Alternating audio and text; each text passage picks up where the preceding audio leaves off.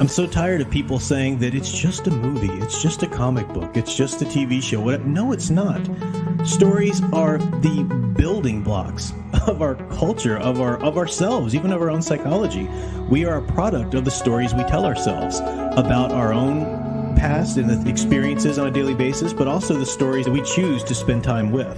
What types of values or feelings or whatever are they promoting? What types that we like to spend our time around? They're going to shape us. They're going to shape our personality and character, and they're going to shape our perception of the world and the acts and behaviors that we put out into the world.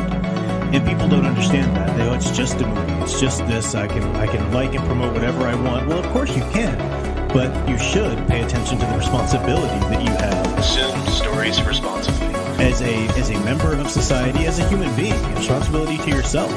Consider the consequences. You need some balance. You need some certain criteria that is going to make sure you're promoting the right kind of works, or at least have thought through the type of work that this or that story is going to do in our culture, and then make your own decision whether or not that's something you want to support. Consume stories responsibly.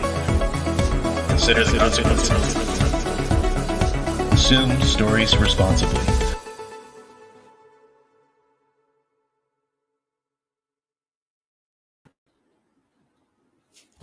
Hello everyone, I am Professor Geek. Welcome back to the channel, and welcome to another Office Hours stream. Saturday night, hope you guys had a good week. Not sure how long I'll stream tonight. Just got a shorter topic, maybe a couple things to say around that, but hope you all are doing well. I got into a new video, well, new to me. It's an old franchise. You guys would be like, what? You've been sleeping on that? Or whatever. But started playing Mass Effect this last week. I'm actually really enjoying it, starting out all the way from the beginning. So it's been fun. I hear all the kind of things. Oh, you know, this one's not good. That one's good. This one's good. I'm enjoying it. I liked KOTOR. You know, it took me a while to get into Mass Effect because, you know, you start playing KOTOR, you know what's going on. It's Star Wars. You know that, you know. But it took me a while to, okay, this is the world. These are these being. This is what's okay. Yeah. So, and I'm just at the very beginning of it. We'll see how I like it, but I'm enjoying it so far. So it's pretty fun. Anyway, that's what I've been doing. Hopefully you guys have been doing well. Of course, Sound Engraver and I still doing the wedding planning stuff. We've got the tasting coming up, the catering tasting. That'll be fun. Always good to go get some food, free food. But, well, free. It costs a pretty penny. Oh, my gosh. But, yeah, anyway. So, good stuff going on there. I'm looking forward to a night of relaxation after this. I actually have my food in the oven over there, so can't go but so long because I'm pretty hungry. But anyway, so yeah, been doing that. Welcome to the chat here. Just kind of welcoming everybody and introing before I get into the topic. Nathaniel Zalozball, good to see you. Matthew Flynn, the Gladiator of Kaon. Don't know if I'm pronouncing that right. Brian Gilmartin, of course, my dear Sound Engraver. Let's see who else is here. Ghost Planet Max, good to see you there. I did see the new name change thing, but maybe not, but maybe sort of. Yeah. Final Fantasy fan. Comic Skater, great to see you. Spidey Rules. Dominic Powell. Yeah. Lucky Kennedy. Plenty of people coming on in. It's great to have you all. AL, good to see you. So, I don't know. I almost don't want to get into my topic right away because I think people are still coming in. Maybe I'll start with this. This is kind of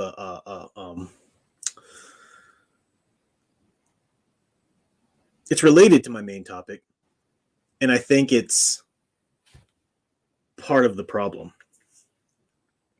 I see people a lot on social media feeling very passionate about certain topics, whether that be political or just geek related stuff. You know, let's support this film, let's not support that one, and so forth. And they're trying to argue opposing narratives. This is the case with this. For example, no, The Mandalorian, that's our way. That's the way we're going to win because Jon Favreau and Dave Filoni, they're fighting against Kathleen Kennedy and this and that. And then the other side is like, are you guys crazy? Kathleen Kennedy's in charge. She's right there pulling your strings. She's loving that you're liking Mandalorian. It's all her. And okay, what is your evidence for that? Now, kind of, my sources say, okay, here comes your credible sources. You have no way of trying those sources. Those sources are pretty good to get people keep lapping up that YouTube and get those watch hours and get that, whatever, because it keeps people coming back for a little bit of drama and hope and so forth. However, if you did some research into it, Kathleen Kennedy's hired. She's still hired. She, her contract was renewed. People were shocked that her contract was renewed. And, who's actually working on these movies, who's doing this, who's doing that. And you can look at their evidence of the track record. If you want to know what something is most likely to do, see what it's done so far, or consecutively, how something is consecutively operated or whatever. But people come up with these narratives or whatever and try to find some sort of support for them because they just want it to be true. They want it to be true. And they'll do research until they find somebody saying or trying to defend what they want to be true. And then they stop. They stop their research there. That's one of the things that school used to be good at teaching people. It doesn't anymore. But it used to be, if you took higher education, one of the things you learned how to do was to really efficiently and thoroughly research a topic and truly get all the sides of it and really boil down to the truth of something. People don't want to do that. In higher academia, doesn't even do that anymore. Higher academia's research is also guided with an agenda. It's, the ideologies. So, but people in general, and no one will ever admit to that. No one will ever admit to just stopping their research once they found somebody that defends their side. No one ever admits to that, but that's what 90% of the people do. And in the information age that we have, where so much information is out there, your preferred spin on that information is available. Go look hard enough, you'll find it. Then you've got your source, or whatever. And it's you can't believe these people, but the more passionately they argue and the more angry or whatever they become, chances are that their research is rather flimsy. So we see that a lot on YouTube, and I think people have learned how to monetize that. They've learned how to people want to hear this. They want to hear that there's hope for this. So I'm just going to keep doing videos about this. And they learn that makes them money. So you'll see them kind of riding the wave. You can look at a lot of the other channels who fight the good fight, supposedly, but they'll kind of ride this wave of, okay, it's safe right now to really be full on against Disney. It's safe. So because we can get a lot of mileage out of that, we can really make a lot of good videos and get a lot of clicks. So it's safe right now. Once the public is just kind of like, it's known, like I think right now, it's beginning to the point where it's more and more like, guys, Hollywood's crap. Have you finally learned your lesson yet? They're not going to give you anything good. And if this one here was it's like a tiny morsel of something interesting behind all the garbage or whatever. It's just not worth it. And people are starting to see that. So now you're seeing a lot of those channels try to back up a little bit and say, look, we can't just, not support anything. We got to support the good stuff too. There's, for the sake of the good people working there, the people there who are trying to give us the good stuff, we do have to go support that. You're seeing a lot of channels start to say this. Or they're saying, Sound Engraver and I were talking about today, and she was telling me about these and this and that channel and this one or whatever, saying, well, I don't really agree with this, don't give money to people that hate you thing, because, hey, such and such and so that was actually, they're realizing that they have to backpedal a little bit. They want to keep the current of relevance for their own channels, because they've built their whole channels on, they built an income from that channel. And if they want to maintain that income, then they need to maintain the ability to engage with the material today, engage with the media. This is why, I talk about a lot of fandom menace like channels out there that are, oh, we're against this, but guys, we have to be for this one. This one's really good, and this one, they're trying to help us. And no, you're either against it or for it. There's no Hollywood is so mired and entrenched in the woke ideology that we are still years and years and years and years and years away from getting any consistent flow of good material that's untouched by that. Yes, a gem can pop out now and then, like apparently Maverick was. I didn't see it, but apparently something like that. Maybe. But the answer isn't to go watch everything just because there's always a chance that something could be like a Maverick. Well, no, you're not sending any message. You're not encouraging them to put more stuff out there like that. It's so yeah, it's funny to me to watch these channels, change their tune, every 2 minutes or whatever, just to make sure they're kind of like treading that current and keeping things flowing just right. It's absurd. It's really absurd. Anyway, that was one little thing I had to say. I'll probably come back to that, but it does segue into the main topic, which is about superhero fatigue. So superhero fatigue, that phrase has been bandied about years and years and years now. It's never anything new. Anytime somebody says it, it's never new. I remember I was giving an academic presentation, a conference, presenting my scholarship on archetypes, and one of the professors in the audience, this was right around the time that Steven Spielberg has come out with his quote about how the superhero bubble is going to pop eventually, and then we can get back to good serious movies or whatever. And he was asking me about that quote. Do you think, superheroes will go the way of every other genre? And I said, not in any way organically. And I've said this on my channel before too. I'd like to, and I probably will, go back and find some of the places in old videos where I said this. I prophesied this. I said Hollywood's mismanagement, whether it's Disney's mismanagement or Warner Brothers' mismanagement of these properties, they're gonna start to mismanage it. I think I said this right around the time Captain Marvel came out, telling you exactly what Disney was going to do with the MCU. They're onto this ideology now. This is their platform. They have to preach this. It's not being well received. Everybody thought Captain Marvel was garbage, unless they were just wanting to support it because it helped them preach their agenda. Nobody saw that movie and genuinely enjoyed it because it was just poorly done, poorly made in every single way. And Disney's never going to say we were wrong for doing that. Never. They'll never get to a point where they'll think, maybe we should really back off of that completely. They never will. If they back off a little bit, it'll just be to kind of draw people in a little bit before they start to build it back around you. That's their MO.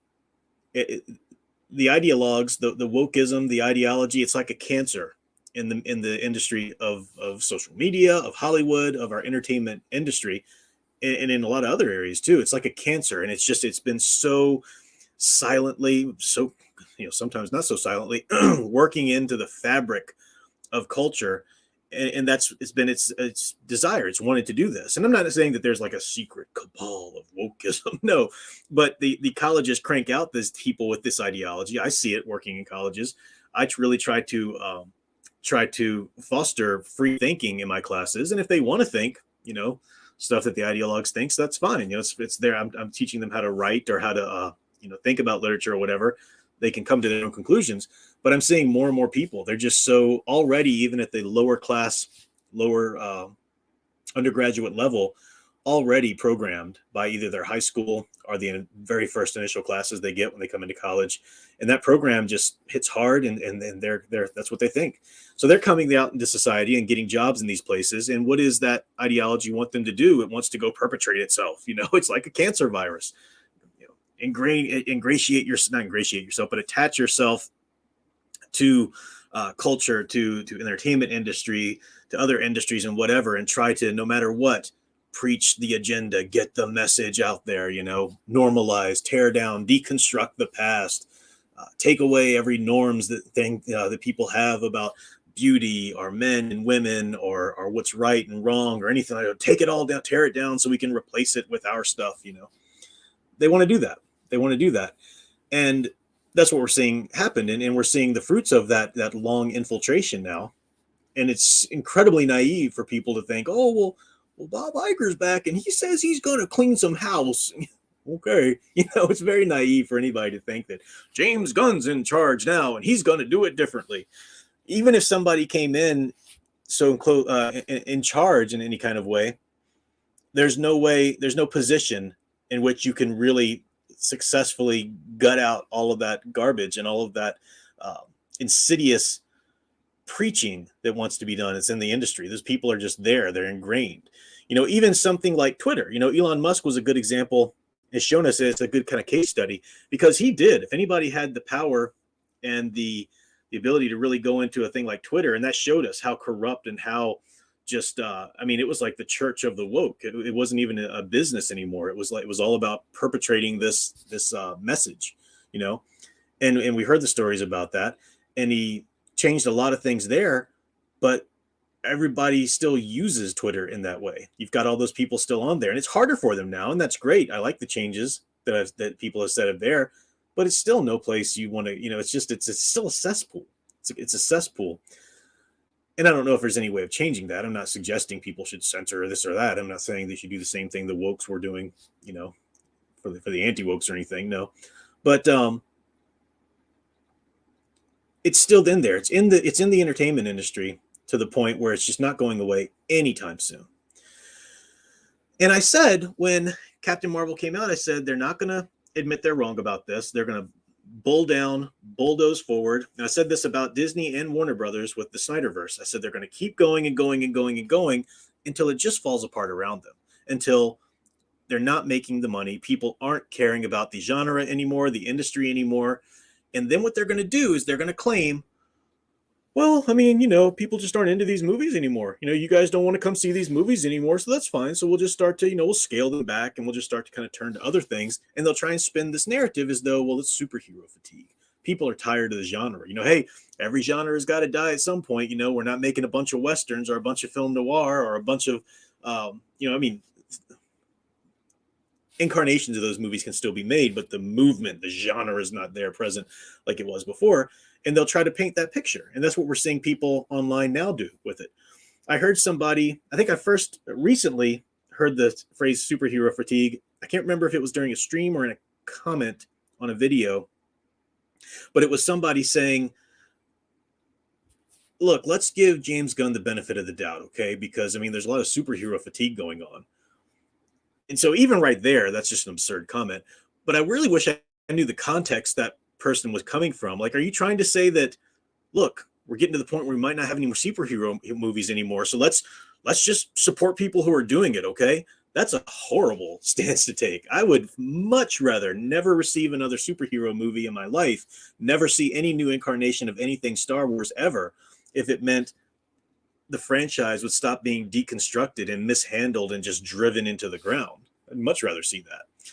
So I don't know if that's where the person was coming from, or if the person was just coming from, look, he's going to have to really try to do some things different to appeal because there's superhero fatigue. Let me get this clear. Let me make this completely clear. There is no superhero fatigue. And what I mean by that is people are not tired of good superhero stories, because superhero stories tap in, when they're well done, when they're done the way they're supposed to be, they tap into archetypes that are ingrained in our psychologies. They're ingrained in our culture. The superhero is the hero's journey of modern American culture in a lot of ways. It was ever since it's got its start in the early 20th century. So there's no fatigue of that. People aren't just going to get tired of seeing those stories. What people are tired of is seeing the mishandling of those stories, seeing the garbage ideological preaching that's being done through those stories. And some people aren't really intelligent enough, or not saying intelligent enough, let's say they haven't even thought through it enough to think, oh, that's what's being done. So what I really want is I want good, true superhero stories. They might not think that. They might just think in the moment, yeah, I'm kind of tired of superhero stories, and might say that and think that. But if you still had superhero stories that were done well and done correctly, nobody would be tired of it. The MCU is such a mystery to me, what happened with that. That universe was done so well. And I know there's 2 or 3 people every time I talk about this that pop up. I was always against the MC. They got Thor wrong. I'm tired of the jokes. Whatever. You're very much a minority in this. Okay, I you know I'm not an expert on Marvel comics. I didn't grow up with them. So if you have some major sticking point about you like this or that better, whatever, that's fine. But even if you don't personally like the MCU, you cannot deny that from Iron Man, right up to Infinity War, even with the occasional movie that would underperform or not, be quite as popular as the other one or whatever, everybody, the culture, who used to think of superheroes as something, silly geeks did in their basement, now superheroes was at the forefront of culture, and even your average person on the street cared about these characters. Even some of the lesser known Marvel characters as before, no one really knew about Thor before the MCU came about. I'm talking about just your average man on the street. So that's pretty incredible. And you look at how did they do that? It wasn't just, well, that's the rise of the genre. The genre had its time. No, because superhero movies have been going on. If we think about modern superhero movies, maybe you can't, really date that until Superman, 78. But you had it just kind of wave coming after wave. I mean, there was the Marvel movie wave pre-MCU with the Spider-Man and the X-Men and stuff like that. So it's not that the genre, that was its time, at the time for the flowering of it. No. What the MCU did well is they focused on individual characters and let them tap into the hero's journey. So that lets people, audiences, invest in the characters, care about the characters, even characters who are very different than you are. I am so vastly different than Tony Stark. And I'll just mean because I don't have his money. But I mean, I just like his personality and everything is so not anybody I would hang out with in real life, And yet they told his story in such a way where I was absolutely invested in his story, because no matter what the person is, no matter what his personality is like, I can get behind somebody trying to better themselves, somebody trying to make good on their mistakes in the past. That's wonderful.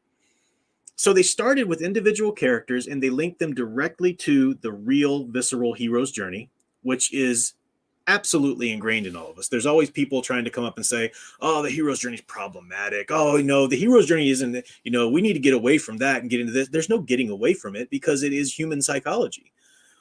It's what we're built around. As I've said many times, we think of ourselves as the hero of our own stories. So our own lives, we look at our own lives as a hero's journey in that manner. So we want to see well done hero stories that tap into that journey and help us reflect on ourselves and invest in the characters and so forth. And that's what the MCU started with. And it built up the individual characters, Iron Man, Captain America, Thor, so forth, brought in some side characters and whatnot. And eventually when that first Avengers movie came out, that was a phenomenon. That was a phenomenon akin to like Batmania from 1989. It was a really big deal. I remember that. And I heard people everywhere saying, this is the best movie ever. This is amazing. And it really is well done. I'm sorry if you think there's problems with that first Avengers movie. I mean, I'm not going to say any movie's perfect, but my goodness, that movie is darn near perfect. It is just, it's so well done in its themes, the way it handles the characters, even juggling multiple characters. Joss Whedon does team ensembles quite well. And people wanted more of it, of course. And then the MCU started to develop new heroes and develop different aspects of the MCU, and people were on board. I mean, the fact that the first Guardians of the Galaxy did as well as it did, these hardly, incredibly lesser known characters to even your casual comic book reader, people who really dig it. I know some people like Fan Man, he loved Guardians of the Galaxy, like the different characters, the ones who were originally the team. But most people aren't like that. Most people don't have that knowledge of it. But for that movie to do so well, for the first Ant-Man to do so well and so forth, I mean, they really knew how to maintain the integrity of the characters, maintain the integrity of the hero's journey, and maintain the integrity of the subgenres that it was using. So whether you're like espionage, spy film, spy thriller, like Ant-Man, or political espionage like Winter Soldier, and so forth, they really remain true to the subgenres as well. And you think about the trajectory of the MCU.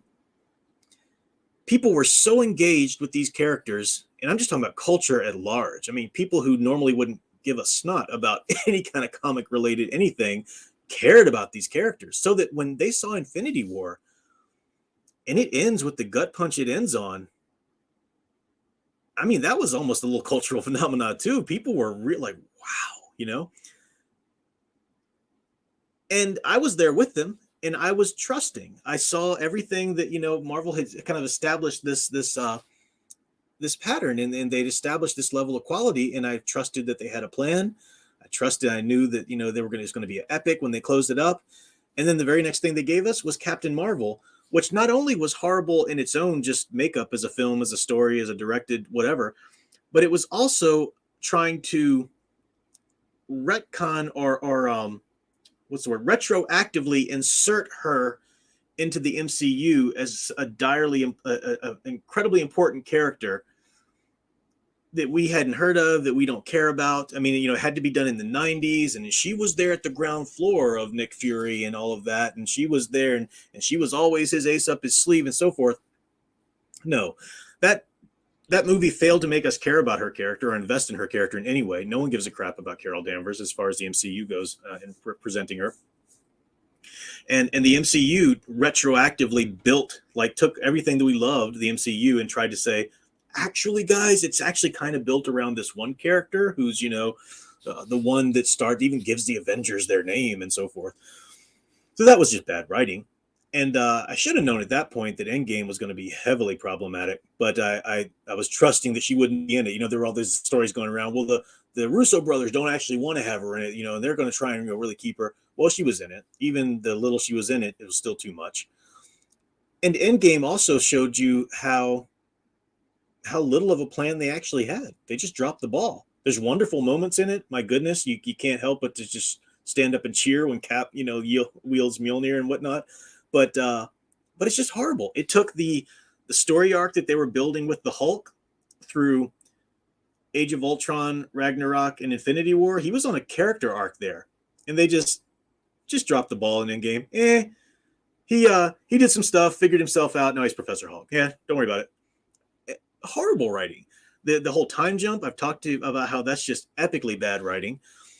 In so many ways, Endgame just showed how they didn't really have a plan. And I don't know what happened. I don't know. I mean, Kevin Feige used to be the one that we would look to and say, that guy has it together. Man, that guy, he's really holding this universe together. I don't know if someone's holding a gun to his head behind the screen or something. I don't know if he changed his intentions somehow at some point. Or I don't know if this too, I heard a lot about Ike Perlmutter was had a lot more influence in the MCU at one time, especially the TV and everything like that. And people used to use him. He was the boogeyman, he's holding people back. And I remember when he finally was going to kind of not have influence over the MCU and it was going to be all Kevin Feige, I remember people were saying that now finally, great, Feige's going to, it's all him and whatnot. And that coincided with the time when it all came down to crap. So I don't know if Feige wasn't quite the man we thought he was, and other entities, whether Perlmutter or somebody else, was really kind of holding it together or what. I don't know anything about that. I'm just saying, a bunch of options out there. Whatever happened, it's tragic how it happened, and it might just be the pressures of culture too, because culture soon, with all of the, of course, the pandemic, but then with all of the movements, whether it's BLM or #MeToo or now with the transgenderism movement and stuff like that, there's all these movements coming about which will not tolerate any discussion, any dissent. Shut up. You're a horrible bigot unless you're 100% fully supporting our platform. So a lot of Hollywood got scared, I guess. But the other big problem, and I've said this before, is that we, the fans, never bothered holding them to the standard of quality. We kept returning. Not me, and not many of you, I know. That's great. But fans at large kept returning and lapping up whatever they'd put out. And then they go talk about, that was so horrible. Can't wait till they serve the next dish. Got my ticket. So we never held them to any kind of standard. And now, I couldn't imagine not going to see the next film in the MCU once upon a time. Now I couldn't imagine going to see an MCU film. Gross. Are you kidding me? having want nothing to do with anything. And that even Ant-Man, Ant-Man's one of my favorite. Scott Lang's Ant-Man is one of my favorite superheroes. And that first Ant-Man movie is actually in my top 5. I tell Santa Graver about this because of the way it handles Scott Lang. The father-daughter relationship very much appeals to me, obviously. And I was so invested in his character, loved Ant-Man and Wasp. Even some people were saying, oh, that got to be too much Wasp. I thought it worked with the story of his trajectory. I could not care less about anything in Quantumania. I didn't even remotely have any interest in reading about it. I don't even know. I know Kang's sort of involved with it. I could care less about it because I'm no longer interested. As much as I loved Scott Lang's Ant-Man and Paul Rudd and all of that, I could care less about all of the major people coming back and doing anything built on the continuity after Captain Marvel and Endgame. I don't care about anything in the MCU after that point. Don't give a crap about it. You totally gutted everything great and resonant about it, you know? And that's somebody like me who's extreme and very much concerned and invested in these characters and their influence on society. Your average people who don't think about it that all the way or don't quite invest in it that much or whatever, they're going to just kind of ride the wave. And that's why we saw, this or that movie, even after Endgame, still doing, okay, and this one still, well, that one, that one tanked, oh, that one, and as I've said, people, but No Way Home gets it, guys, that's the one, and they no, it doesn't. They just learned how to throw member berries at you and make you look like a jackass. That's all they did, and people fell for it, totally fell for it. So that's why we've got this kind of wave. But I said after Endgame, I said, guys, what you're seeing right now are the death throes of the MCU. It's going to look like it's dead. It's going to pop up and seem like it's alive, but it's just the fish flopping on the deck, waiting to run out of life. That's what you're seeing. And now we're seeing people realize that and call it, yeah, it's a superhero fatigue. People are just tired of superhero movies. And it's so insulting. I kind of get enraged when I hear people say that because it's a refusal of Hollywood to take any responsibility. And even when Bob Iger, he's taking responsibility, he's saying that we put out too many movies. No, there's no reason why people wouldn't be dying for a Star Wars film a week. Not quite that much, but you know what I mean? Or superhero movies all the time if they're done correctly, if they honor the franchise, honor the universe, honor the archetypes, and resonate with people's psychologies like they traditionally had done. There's no reason why people will grow fatigued with that. But they're trying to pretend that that's the case. They're trying to shirk responsibility, trying to even blame the audience. The audacity of that. Yeah, you guys are tired of this, so no, we're tired of you. We're tired of your garbage. It's just infuriating. And I'm seeing a lot of YouTube channels pick this idea up as they do. Yeah, superhero fatigue, it's a real thing. It's a real thing. And they're not presenting it with the truth behind it. If people are tired of superhero movies, if there's any superhero fatigue, it's not fatigue over the true archetypal real characters and what they do for us. It's fatigue over the garbage handling of it and the mismanaged, I couldn't imagine, and people still say, well, maybe they'll fix it with this. There's no fixing it. There's no fixing the continuity. You just can't do it. And every time they announce something that looks like a clean slate, like, oh, when new people are coming in to helm the DC, movies or whatever, they don't get the right people. And I've made the whole video last time about, or the time or two before, about how, you know them by their fruit, so to speak. You can look at a director's themes and you can see it's blatantly obvious to anybody who gives it half a thought that James Gunn is the absolutely wrong person to make a Superman film. But what's really upsetting and just discouraging is that right now I'm saying that, and a lot of people agree with me. People everywhere are saying, oh, it's so right, this and that. Wait, though, until some news starts to happen. Wait until we actually get a real news about a casting or something. And then you're going to see some of those people kind of drop off and say, well, it's actually pretty good casting. Well, I'm actually kind of interested. I think it's fascinating. I might give it a chance. You're going to see that happen. It's the same thing's happening with the Flash movie. Especially once they get to the point, they'll show you a suit design, especially once they get to the point where they show a trailer for the new Superman Legacy movie. That's when people, I can't quite 100% read how things are going to go there, but it very well could be, unless there's some big uproar, unless,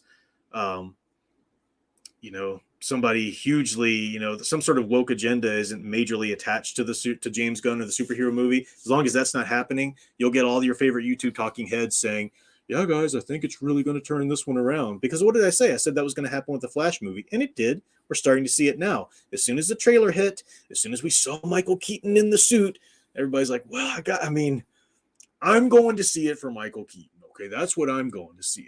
We're starting to see that already, and it'll just get worse as the movie gets closer and releases. I imagine we're probably going to see that with the Superman Legacy too, and that kind of support for it will tell Hollywood, yeah, you don't need to change anything, just keep doing the crap you're doing, and yeah, eventually we'll get no more superhero movies, which I'll be happy about, but I won't be happy about what they've done to the genre and franchises to get to that point. They let it they just completely annihilated it to the point where they couldn't even kick it to get any life out of it left anymore, and then turn around and say, "Well, yeah, you guys guess you're tired of superheroes, so we'll move on." It's insulting. It's so insulting. People just buy it. People just eat it up. Yep, I guess so. That's right. It's just, does anybody have a brain? It's ugh. Anyway, that's pretty much what I had to say about that. I know I've seen myself tagged a lot. I'll go up and see a couple comments, but I do just immediately see Elf Runners here saying, "I feel bad about Michael Keaton got roped into this. This is not how he should have returned as Batman." I could not agree with you more. I 100% agree with you. Michael Keaton's Batman is Batman to me, even with the problems of the Burton films in terms of, the real Batman. I still think it's the best live action Batman films we've ever seen, the closest at least to being right, even though it's never quite been. And I was so thrilled about Michael Keaton possibly returning one day, and it's so tragic. It's the same thing happened with Kevin Conroy. I mean, the idea of seeing Kevin Conroy actually portray Batman in live action was so exciting. We would have just jumped at that for so long, and they don't give it to him until he comes back as Murder Batman in the garbage, CW crossover nonsense. That was his chance. And then for him to pass away shortly after, it's look what people are doing. Look what you're doing to the actors deserve more. Look what happened with Star Wars. J.J. Abrams with his stupid little mystery boxes. Let's bring the whole cast back, but not really reunite them, and let's make a bunch of garbage happen. And then Carrie Fisher passes away, and you can't have them all together anymore. It's so laughably mismanaged, and people are just willing to accept it. Just swallow it up. Next helping, please. I bet you the next one will be a little better. It's just, man, I don't know. But yeah, I agree. It's tragic that this is Michael Keaton's return. It's really horrible. Let's see. Let me go back. See some tags at least.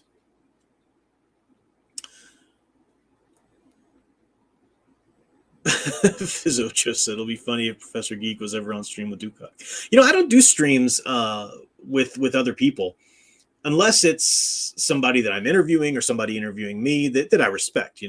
I was a guest on the Fourth Ages channel, and I need to have RJ on my channel for another one of those Inspiration of Heroes streams. So I'll do those occasionally, but I don't really get into the conversations or the debates and stuff because my channel is my hobby, and it's my way of getting out, my opinion, sure, but also my scholarship and just kind of putting it out there. I don't believe in trying to combat somebody else or trying to dissuade or discredit somebody else on their own platform, right? I put out my own thoughts about other people, whatever, but it's here on my channel, and people can choose to watch it or never watch it. I was always against the idea of going into other people's chats and arguing and things like that, because I think that's, if your ideas are well presented, then they'll stand on their own. And if you see somebody or some movement that seems to rebut some of your ideas, then you think about it, research it, and come back with an answer to that, or whatever. But you do that on your own platform. But yeah, I mean, you're not saying any of that. I get what you were saying. I'm just kind of spinning off your idea there. I do see a super chat that came in. Let me get that first thing here. Comments. Matthew Flynn, thank you so much, sir. Appreciate that. says, Prof, how do myths become so long lasting, like Greek and Roman myth? A good question. I mean, the reason is there's nothing about the, how do I want to say this? There's nothing about the setting of Troy or Greece. There's nothing about the fashions. There's nothing about the basic concept of war or revenge or anything. There's nothing about that that makes those stories timeless.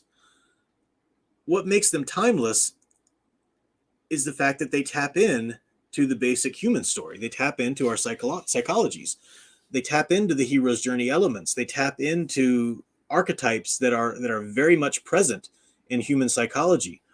And they tell extremely deeply human stories. That's the way that works. Even though you're dealing with gods and supernatural creatures and all of these things, they're telling deeply human stories. And that's what we resonate with. And then, you can come to, like, I really do enjoy the look of the ancient Greece and all of that. You can come to like all of that. But what makes it timeless, what gives it its staying power, is the fact that they're tapping into deeply human stories. And they're doing it in such a visceral way. I mean, that's why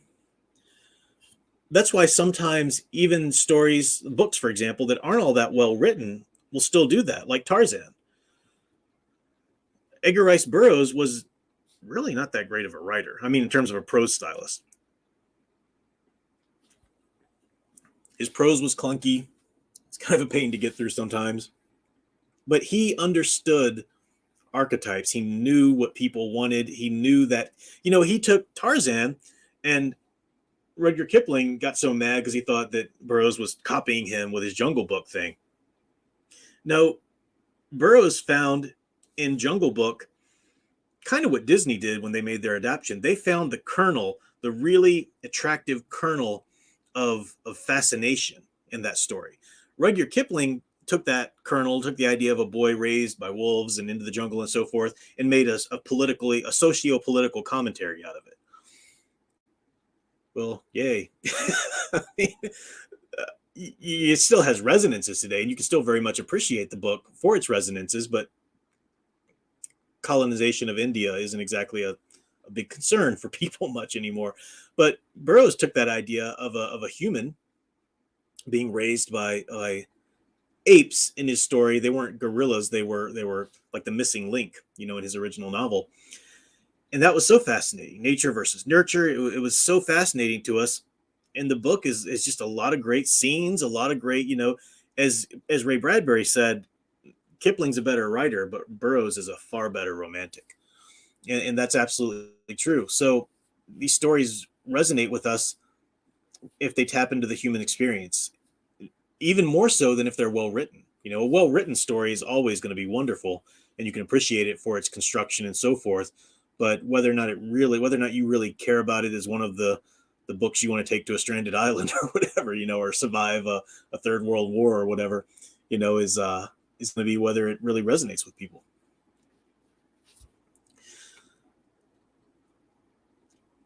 Yeah, I agree, Fazocchi. I don't want another Superman movie about his struggling with his nature as a Kryptonian. I want a superhero movie that focuses on Clark being a hero. Amen. Amen to that.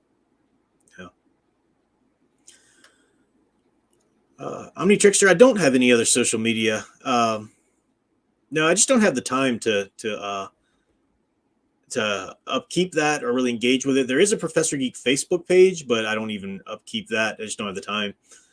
YouTube is pretty much my primary thing.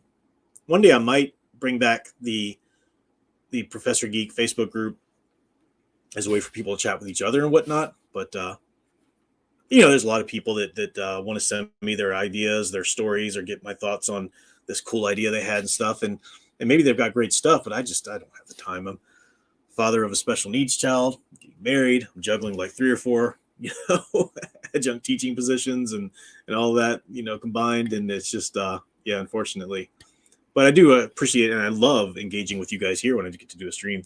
But thanks for asking. Oh, I like that, Brian Gilmartin. It's not superhero fatigue, it's propaganda fatigue. Yes, absolutely. I saw my dear Sound Engraver had tagged me here. but it was a while ago. I was in the flow, so I wanted to finish what I was saying first, but now I can't find it. Oh, here she is. She says, "Why do people think superheroes can't exist with other serious films? People have different tastes. It's not just one genre or another." Yeah, what you're touching on there, you're absolutely right, and you're touching on this idea that this is what was behind like Steven Spielberg, or who's the guy? I can't remember it. The guy who directed The Fifth Element, and I can't remember the somewhat recent movie in the last 5 or 6 years or whatever that he also directed. I haven't seen it yet. I kind of want to see it. I think it might be good. It was a sci-fi film. It was one that had Rihanna in it, and the girl who was in the original Suicide Squad is in it too. I can't remember. The name's escaping me, but I know when that movie came out, it underperformed. And Luc Besson, yeah, that's the filmmaker I'm talking about.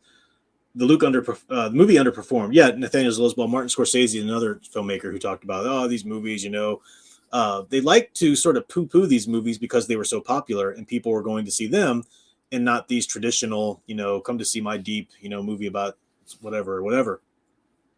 So they were pretending that, yeah, it's just a flash in the pan. People won't care about that anymore, and they'll come back and care about my movies. Well, yeah, fashions do kind of come and go to a certain degree, but people will always want good human stories, and it doesn't matter if they're being told through mafia and Godfathers or through superheroes. If you tap into the archetypes, people are going to show up, if you do it well. So yeah, good question there, or good comment there.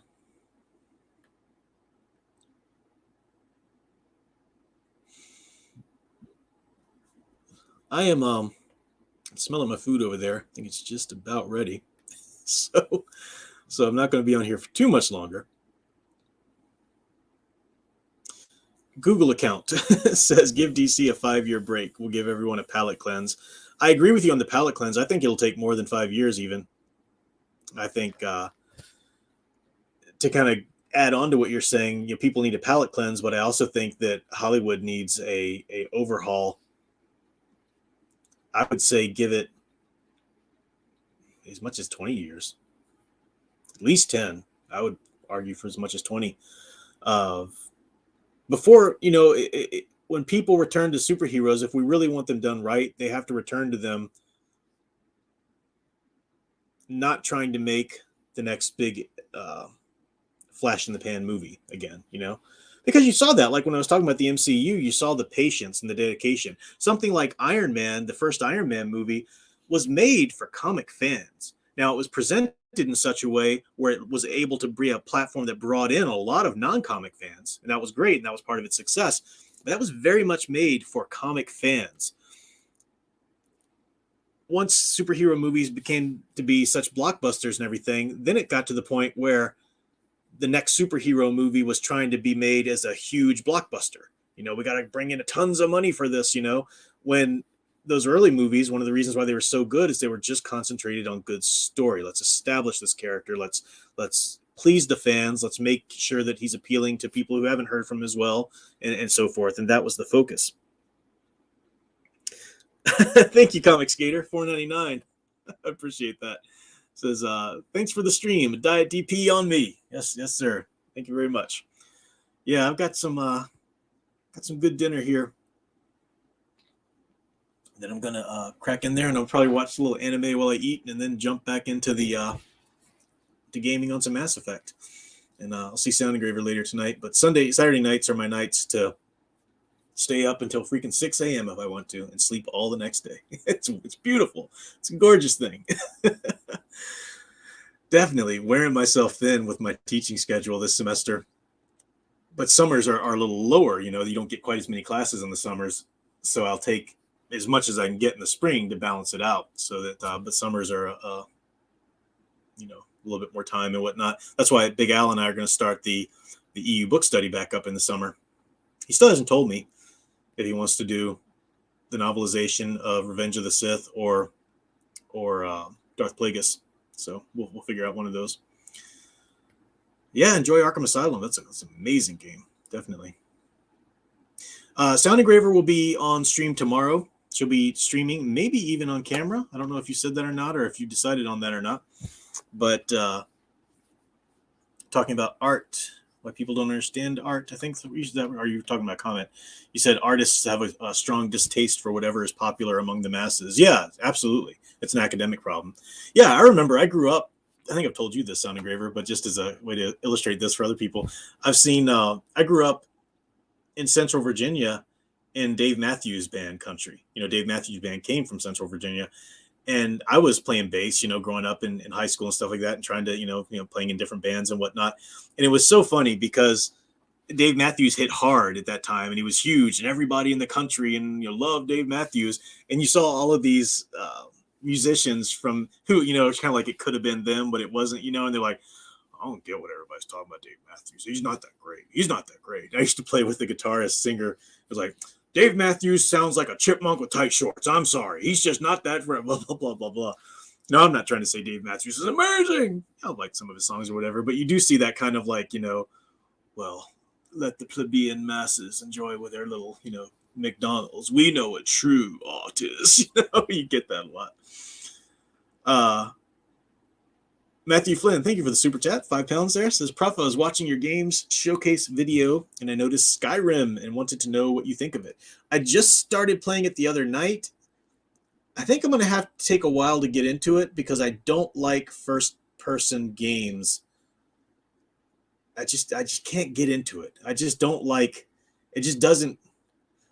I don't like having to turn the camera and wait for this to see what's behind me. I hate that. I don't know. But I do like the building. I like the world building of it. And I like the fantasy genre. So I'm still going to try it and keep going into it. Maybe I'll really get hooked and get used to it after a while. But I've never been a fan of first person games. I like third person, where your camera is behind your character. But yeah, good question. I did enjoy the world building quite a bit. That was the first Skyrim or game like that I played. So, all right. I'm going to go take a break, guys. I'm sorry it's a little shorter stream than usual, but I do appreciate you guys hanging out and chatting about it, getting the thoughts out there. We'll see if there's anything to cut out for its own standalone video, but I'll be back next Saturday night. Something else to talk about. Let's keep doing this as long as I've got the time and as long as things are working out there. Appreciate it. It's good for the channel anyway. So thank you guys. Definitely appreciate all the support. You guys hanging out, giving the clicks and all of that. So definitely stop by Sound Engraver's stream tomorrow. Don't know if she said what time, but you can subscribe to her channel there and see her stream talking about something similar, really, to art and kind of stuff. She tends to talk about the same kinds of topics, even if she's not, quite into the geeky viscera that I get into. That's a horrible word for it, but anyway. So, all right. You can play Skyrim in third person. I didn't know that. So you haven't even played it long enough to figure that out. So maybe I'll mess with the controls. Yeah, we'll see. Thank you guys very much. Until next week, keep enjoying and digging deeper into the true human investments, hero stories you love. Thanks for watching.